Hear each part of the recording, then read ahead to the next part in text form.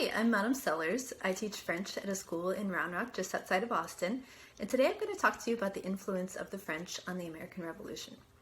France is a country in Western Europe over 6,000 miles from Washington, D.C. So how did a country that far away make such a big difference in our struggle for revolution? Before the American Revolution even started, our founding fathers were influenced by ideas from Europe through a philosophy called the Enlightenment. This philosophy was centered around the idea that people have natural rights that have to be protected.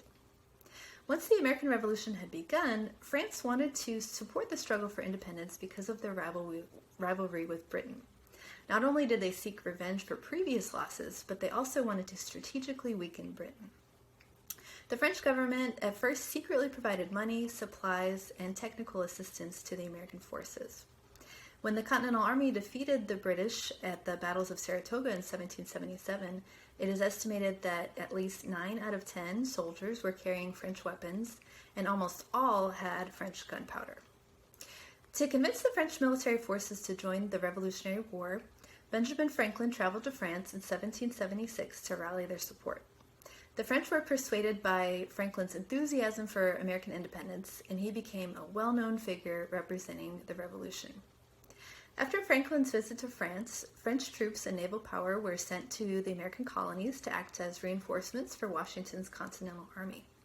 One of the most famous French soldiers who fought alongside the Americans was the Marquis de Lafayette. Lafayette became an aide to George Washington and a combat general. Lafayette Square, a public park just north of the White House in Washington, D.C., was dedicated to him in gratitude for his efforts during the American Revolution. The French forces played a key role in the Battle of Yorktown, when the French and American armies defeated General Cornwallis's British army, while the French Navy prevented the British from receiving naval supplies, reinforcements, and evacuation. Cornwallis surrendered, and this became the last major battle of the Revolutionary War. Just a few years later, France would begin its own revolution, inspired by the ideals of the American Revolution.